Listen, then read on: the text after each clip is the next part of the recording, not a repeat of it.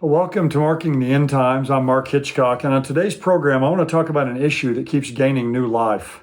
I've addressed it a couple times, really to some degree, here on Marking the End Times, but I haven't really given a full response yet to this issue. And you say, well, what are you referring to? Well, I'm referring to this question that just keeps coming up over and over again, and that is Donald Trump the Antichrist?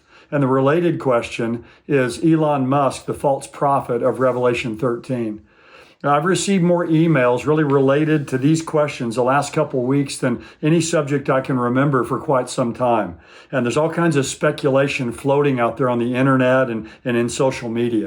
And of course, this issue picked up a lot of steam in recent days with the constant barrage of media coverage of Elon Musk and his work at Doge. It was further sparked by the cover of Time magazine that pictured Elon Musk sitting behind the Resolute desk in the Oval Office. And this is the second time just in the last few months that Elon Musk has appeared on the cover, the print cover of Time magazine. Back in November, they had him on there and it had a title that said Citizen Musk. And in that article, they called him the kingmaker over his role in the presidential election. So what I want to do today is just kind of try to deal definitively with the question, is Donald Trump the Antichrist? And that related question is Elon Musk, the false prophet of Revelation 13. Now, down through the centuries, many people have been identified as the final Antichrist.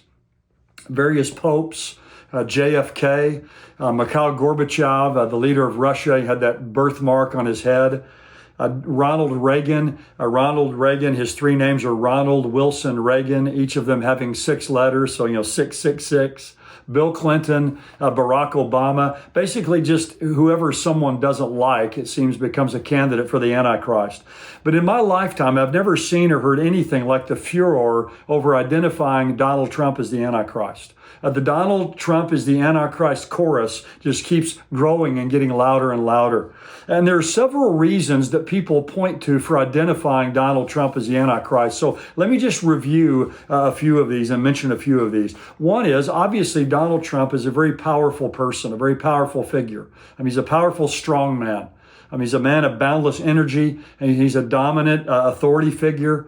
He just seems to be everywhere today. He has his hands on everything and in everything, and his power seems to be growing and seems to be almost limitless. So people look at that and they say, that looks like what the Antichrist will be like. Another thing that people point to is that Donald Trump suffered a head wound. He suffered a head wound, obviously, in the assassination attempt against him, the bullet that grazed right over his right ear. That didn't kill him, obviously, but shocked the entire world. Well, in Revelation chapter 13, 3 times it mentions a head wound for the Antichrist. It says in chapter 13, verse 3, I saw one of his heads as if it had been slain, and the fatal wound was healed. Down in verse 12, it talks about the first beast whose fatal wound was healed.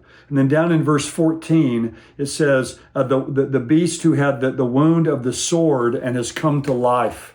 So many people point to this head wound that Donald Trump received, and they'll say, well, that identifies him and marks him out as the Antichrist. Several problems with that. One is it's called the fatal wound.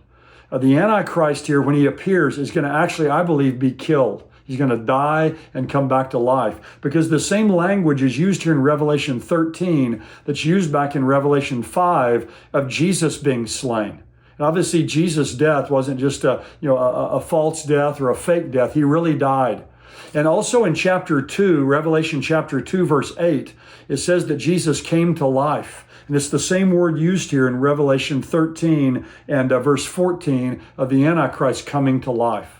So if Jesus' death and resurrection was real, and the same words are used for the Antichrist, he's going to suffer a real death and a real resurrection. So it'll be a counterfeit or a parody of the death and the resurrection of Jesus Christ. Now, some will say, well, how will that happen? Because Satan doesn't have the power to give life. And I would agree with that. But I think during the tribulation period, a time of unparalleled deception in the world, that God is going to allow Satan to have the power to actually raise the Antichrist back to life. And I think that's going to be part of that strong delusion that will take place in the world during that period of time. Also, Donald Trump, another thing people point to is his historic Middle East peace negotiations.